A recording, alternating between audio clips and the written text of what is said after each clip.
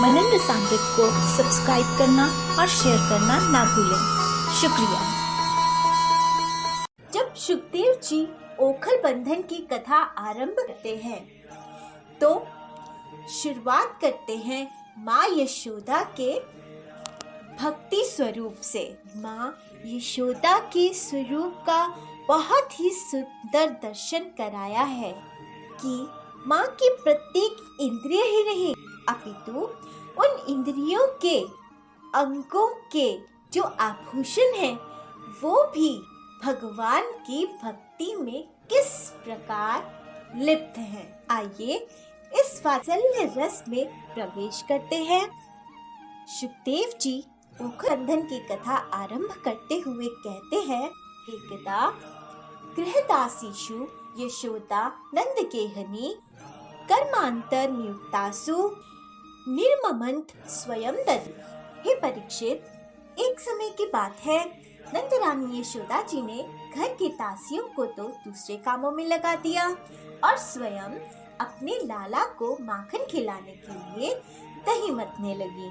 यहाँ एक समय कार्तिक मास को कहा गया है, जिसे पुराणों में दामोदर मास भी कहा जाता है।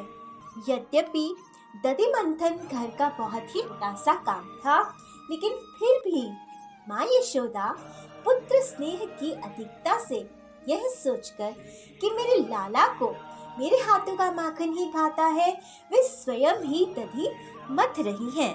तो यहाँ ये बताया गया है कि यदि आपके हृदय में वात्सल्य भाव है तो आपको भगवान का भोग स्वयं ही बनाना चाहिए। जिस प्रकार पुत्र को अपनी माँ के ही हाथों का भोजन स्वादिष्ट लगता है, वैसे ही भगवान को भी वात्सल्य भाव से भरे हुए भक्त के हाथों का भोजन बहुत प्रिय लगता है। आगे सुखदेव जी कहते हैं, यानी यानी गीतानि तद बालचरितानि च दधि निर्मंथने काले स्मरन्ति तानि गायता। सुखदेव जी कहते हैं, परीक्षित, मैंने तुमसे अब तक भगवान की जिन बाल लीलाओं का वर्णन किया है, दधि मंथन के समय वे उन सब का स्मरण करती और गाती भी जाती थी। माँ यशोदा सुबह सुबह के समय सांवरे के लिए अपने हाथों से दधि मंथन कर रही हैं और साथ ही अब तक हुई उनकी सभी लीलाओं का गान भी साथ साथ करती जा रही हैं। इसी माँ के प्यारे से स्वरूप का वर्णन सुखदेव जी ने भागवत जी में बहुत ही प्यारा किया है, लेकिन उससे पहले श्री सूरदास जी ने भी इसी का वर्णन अपने एक पद में किया है। सूरदास जी कहते हैं, प्रातः समय दधि मथती यशोदा अति सुख कमल नयन गुण गावती अति मधुर गति कंठ सुधर अति नंद सुवन चित हित ही करावती नील वसन तनु सजल जलद मनु दामिनी विभिभुज दंड चलावती चंद्र वदन लट लटकी छबीली मन हो अमृत रस प्याली चुरावती गोरस मथत नाद उपजत किंकिनी धुनि सुनी श्रवण रमावती सूर श्याम अचराधरी ठाड़े काम कसौटी कसी दिखरा। सूरदास जी कहते हैं, प्रातः काल दधि मथते हुए यशोदा आनंद से सराबोर होकर कन्हैया के गुण गा रही हैं। वे अत्यंत मधुर लय में श्री नंद नंदन के प्रति प्रेम पूर्वक चित लगाए हुए गा रही हैं। उनके शरीर पर सुशोभित नीली साड़ी जल से भरे मेघ के समान प्रतीत हो रही है। दधि मथते समय एक शब्द उत्पन्न हो रहा है, उसमें स्वर मिलाकर वे गाते हुए कानों को आनंद दे रही है। सूरदास जी कहते हैं कि निकट ही श्याम सुंदर उनका आंचल पकड़े खड़े हैं। उनकी इस मोहिनी छवि के समक्ष कामदेव का सौंदर्य भी तुच्छ है। तो इस प्रकार सूरदास जी ने अपने इस पद में माँ यशोदा का वर्णन किया है। और सुखदेव कहते हैं कि माँ ने कमर में रेशमी लहंगा डोरी से कसकर बांधा हुआ है, यानी माँ स्वच्छ वस्त्र धारण किए हुए हैं और उन वस्त्रों को इस तरह से संभाल कर बांधा हुआ है कि सेवा के कार्य में किसी तरह की बाधा ना पड़े। तो यहाँ ये समझाया जा रहा है कि सांवरे के काम में किसी भी प्रकार की अपवित्रता नहीं रहनी चाहिए, यानी स्वच्छ होकर स्वच्छ वस्त्रों से स्वच्छ मन से ही भगवान का भोग बनाना चाहिए और जीवन में आलस्य, प्रमाद, असावधानी नहीं होनी चाहिए, यानी सेवा करते हुए इन सब बातों से दूर रहना चाहिए। आगे सुखदेव जी कहते हैं कि माता के हृदय का रस स्नेह दूध स्तन के मुंह आ लगा है और स्तनों से बह रहा है और दूध क्या सोच रहा है कि श्याम सुंदर जब आए तो उनकी दृष्टि पहले मुझ पर पड़े और वे पहले माखन ना खाकर मुझे ही पिए। यही उस माँ के स्तनों से बहते हुए दूध की लालसा है। आगे सुखदेव कहते हैं कि कंगन और कुंडल नाच नाच कर मैया को बधाई दे रहे हैं। यशोदा मैया के हाथों के कंगन इसलिए झनकार ध्वनि कर रहे हैं कि वे आज उन हाथों में रहकर धन्य हो रहे हैं कि जो हाथ भगवान की सेवा में लगे हैं। और कुंडल यशोदा मैया के मुख से लीला गान सुनकर परमानंद से हिलते हुए कानों की सफलता की सूचना दे रहे हैं।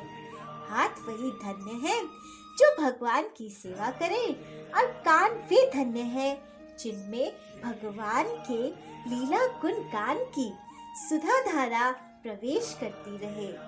मुंह पर श्वेत और मालती के पुष्पों के नीचे गिरने का ध्यान माता को नहीं है। श्वेत यानी पसीना, जो पसीना आ रहा है माँ को श्रम करने पर, और हिलते हिलते जो माँ के बालों में लगाए हुए मालती के पुष्पों के गजरे से वो पुष्प गिरते जा रहे हैं, माँ को उसका ध्यान नहीं है। माँ श्रृंगार और शरीर भूल चुकी है, अथवा मालती के पुष्प स्वयं ही चोटियों से छूटकर माँ के चरणों में गिर रहे हैं कि ऐसी वात्सल्यमयी माँ के चरणों में ही रहना सौभाग्य है। हम सिर पर रहने के अधिकारी नहीं हैं। तो इस प्रकार माँ की इंद्रिय ही नहीं बल्कि माँ की इंद्रियों के आभूषण तक अपने आप को बहुत ही सौभाग्यशाली महसूस कर रहे हैं, क्योंकि ये भगवत सेवा में लगे हुए हैं। आगे सुखदेव जी कहते हैं, हृदय में लीला की सुख स्मृति, हाथों से तनि मंथन और मुख से लीला गान, इस प्रकार मन, तन, वचन तीनों का श्री कृष्ण के साथ एक तान संयोग होते ही श्री कृष्ण जग कर माँ माँ पुकारने लगे। यानी भक्त को सेवा करते समय मन को, इनको, वचन को, तीनों को ही भगवान में ही लगाकर रखना चाहिए। और जब तन, मन, वचन, तन सभी कुछ सांवरे के लिए हो रहा होगा तो फिर भगवान उस जीव से दूर नहीं रहेंगे, उस जीव के लिए सोते नहीं रहेंगे, जाग जाएंगे। ऐसे ही सांवरे जाग कर माँ माँ पुकारने लगे। अब तक भगवान सोए हुए थे। माँ की स्नेह साधना ने उन्हें जगा दिया।